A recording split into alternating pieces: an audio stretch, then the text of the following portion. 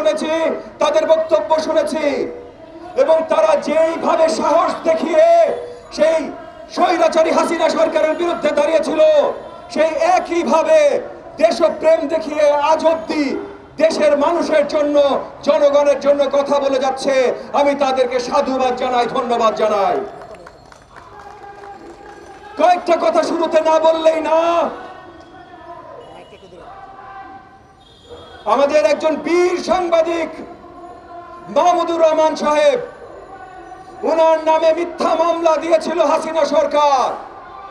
শুধু মিথ্যা মামলা না, বিদেশের মাটিতে কোনো একটা ঘটনা ঘটানোর ব্যাপারে বাংলাদেশের মাটিতে তার নামে মামলা দেওয়া হয়েছিল, এবং এই মামলায় তাকে সাজাপ্রাপ্ত করে তাকে জেল দেওয়া হয়, জোরপূর্বক ওনাকে দেশ ত্যাগ করতে হয়।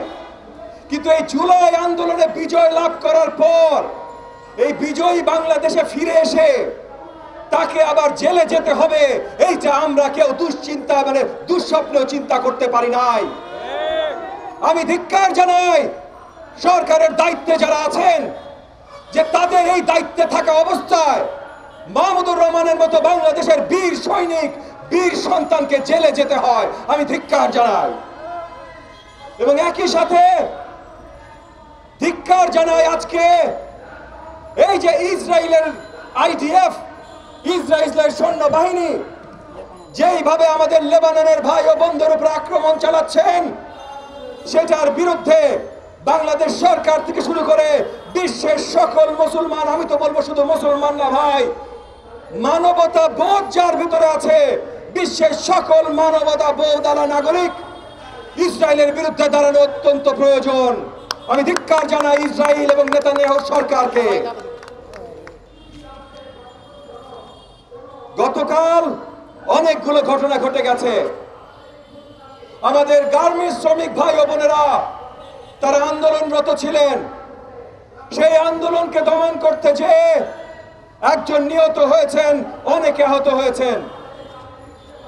সরকার যখন দায়িত্বে থাকবে, সেটা আমার সরকার হোক, বিরোধী অন্য কোনো দলের সরকার হোক, বা কোনো নির্দলীয় সরকার হোক, প্রত্যেকটা দায়িত্ব সরকারকে নিতে হবে।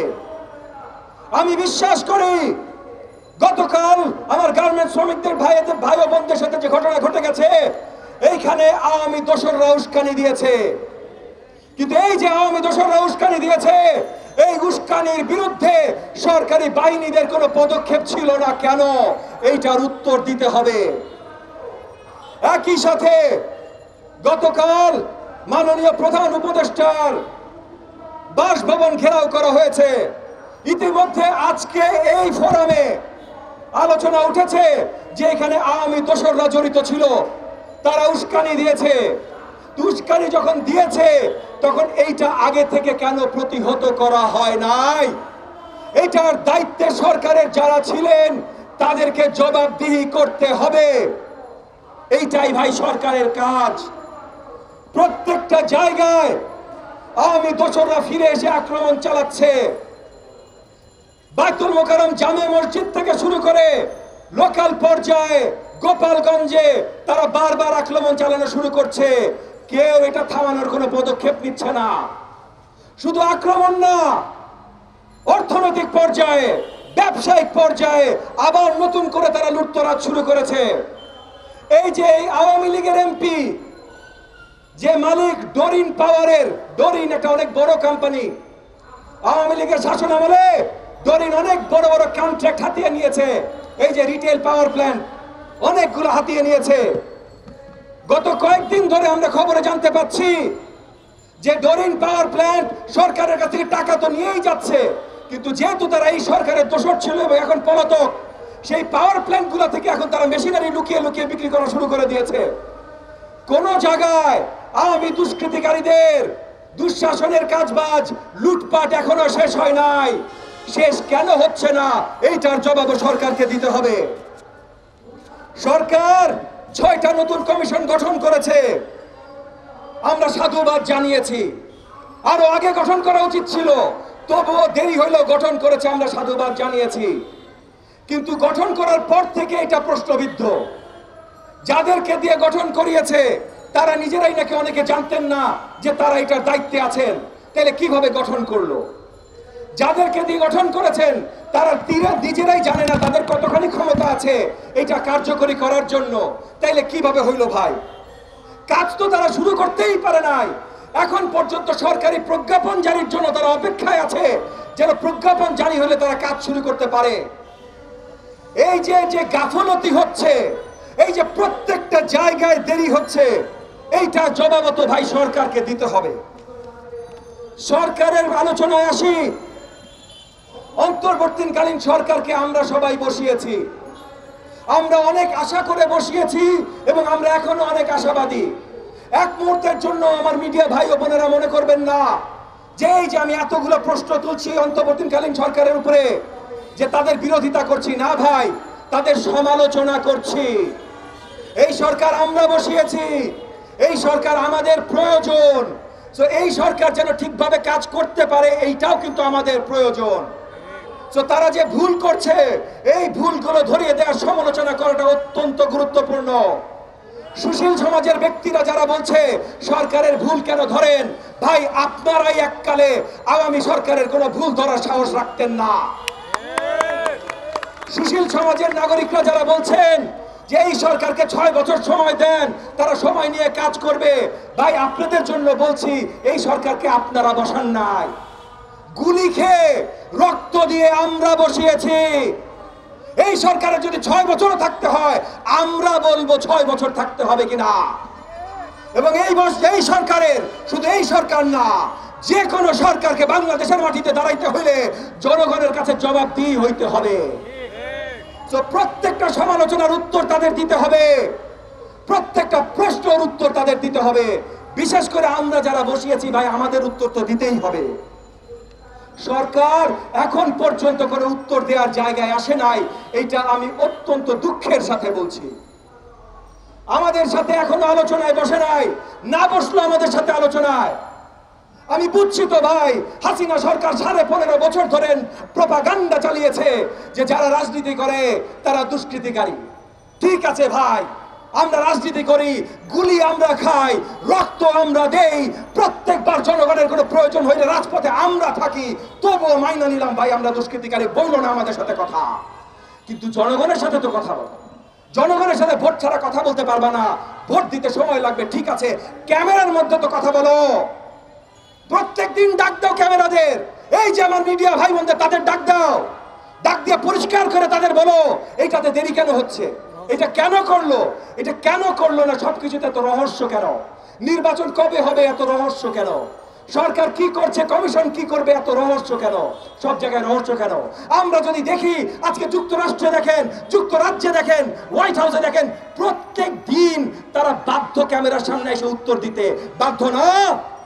আমরা দেখি নাই এই যে হোয়াইট হাউসে স্টেট ডিপার্টমেন্টে আমাদের জার্নালিস্টরা যা প্রশ্ন করেছে হাসিনা সরকারকে সাপোর্ট কেন দেন, আমরা দেখি নাই।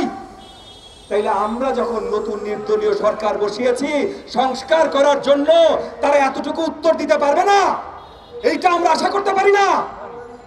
রক্তের বন্যা বইয়ে দিয়েছি।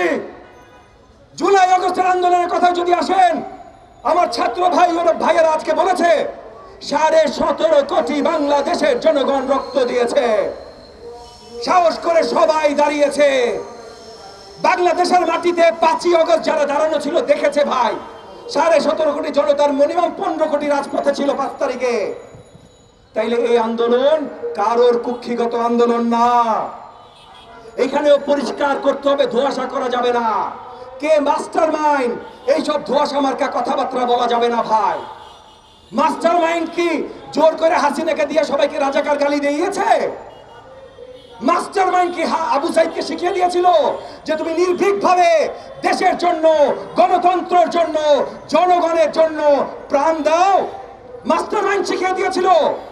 এইসব বললেন না ভাই, এইসব বইলা আমাদের ছাত্র নেতারা যারা ছিল, এই যে সমন্বয়ক মাহফুজ পর্যন্ত, ওদেরকেও ছোট কইরেন না, ওদের অনেক বড় অবদান আছে। আজকে এইখানে বসে আছে ছাত্র নেতারা, তাদের যেমন বড় অবদান আছে, আমরা যারা আছি অবদান আছে। আপনারা যারা দেখি নাই আমরা সবকিছু দেখলাম কেমনে।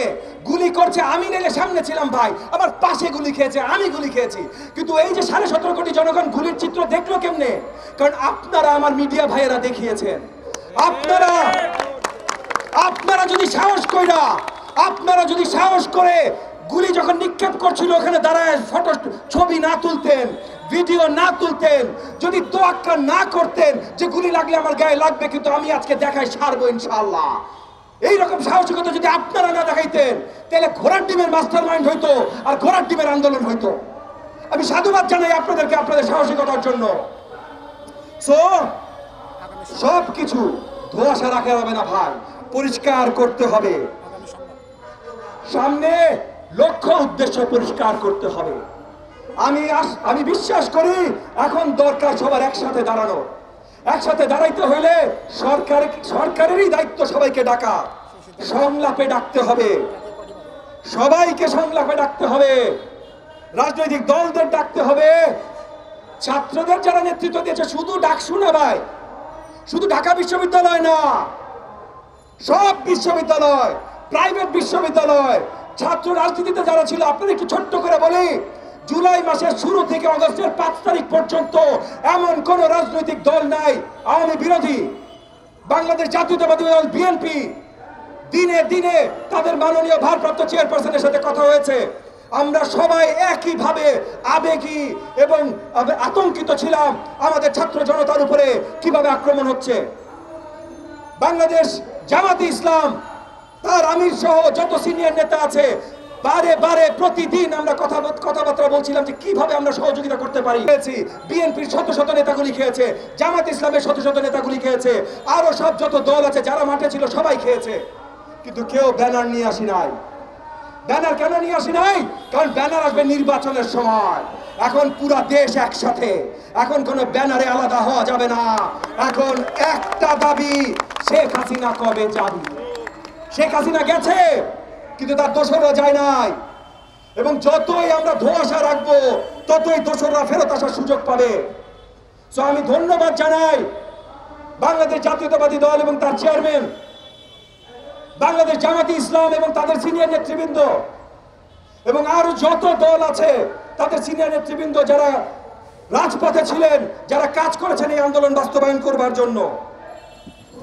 আমরা নির্বাচন নিয়ে একটু হইলেও কথা বলতে হবে। নির্বাচন কবে হবে এইটা এখন মুখ্য বিষয় না।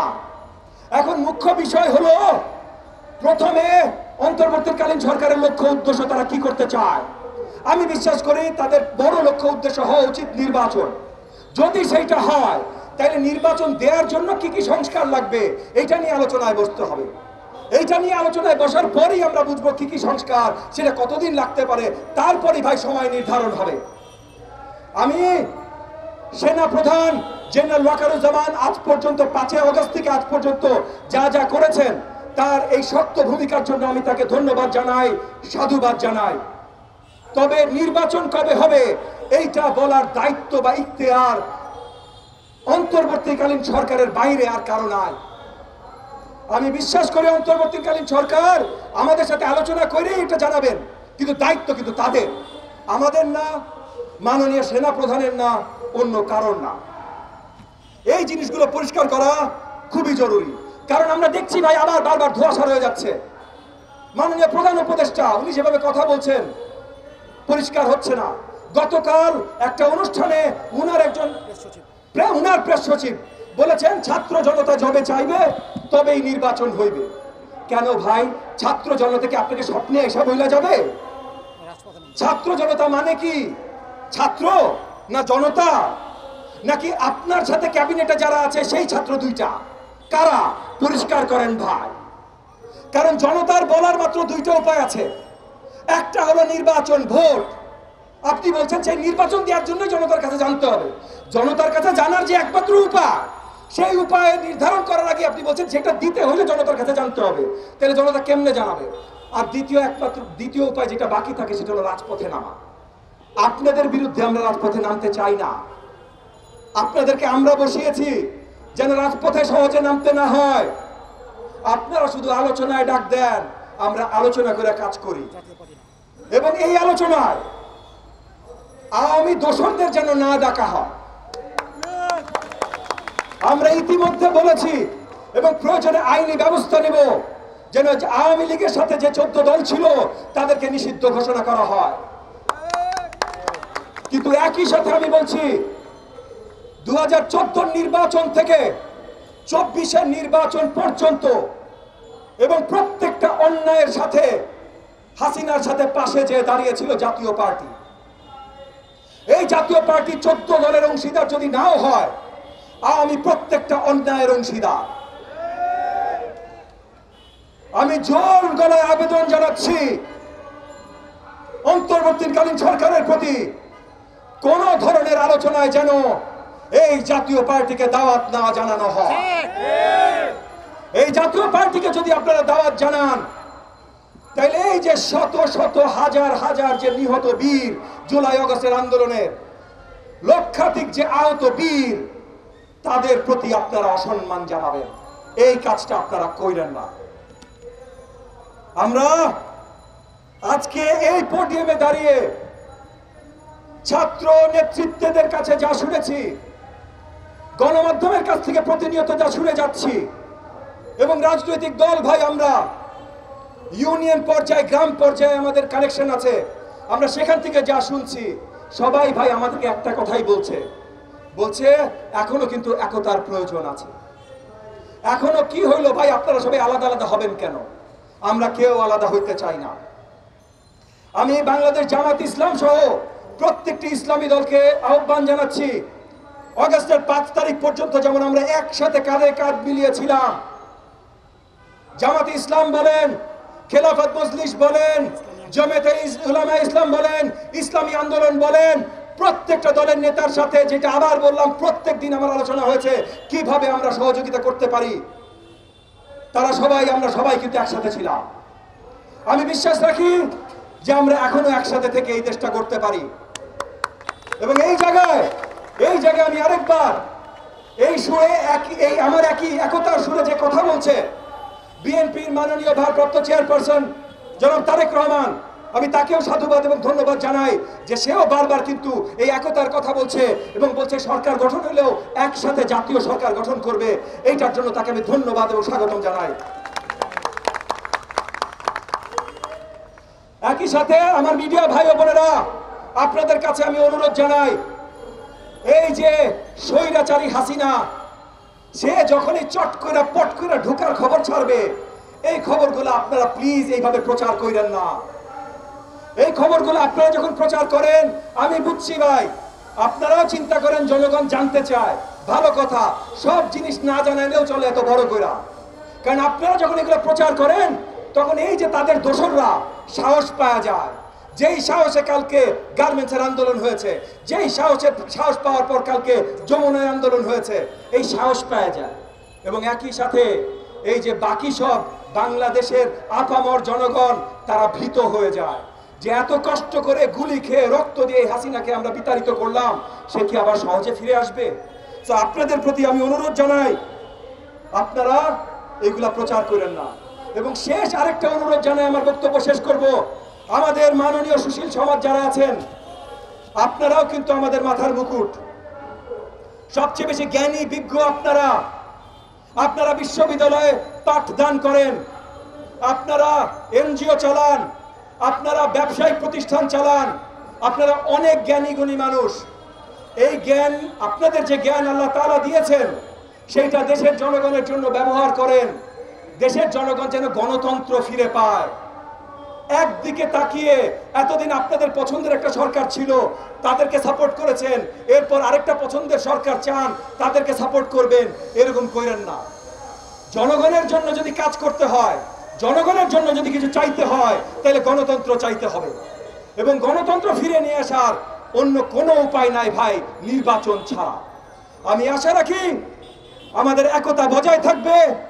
আমি আশা রাখি ছাত্র জনতার যেগুলা তারা প্রতীক্ষা করে, সেগুলো অন্তর্বর্তীকালীন সরকার বাস্তবায়নের জন্য কাজ করবে। আমি আশা রাখি এখন অন্তর্বর্তীকালীন সরকার আমাদের ডাক দিবে, আমরা একসাথে তাদেরকে আরো সফলতার দিকে নিয়ে যাব এবং শেষমেশ বাংলাদেশের জনগণ নতুন করে গণতন্ত্র সূর্য দেখতে সক্ষম হবে। আপনাদের সবাইকে অসংখ্য ধন্যবাদ। জয় বাংলাদেশ।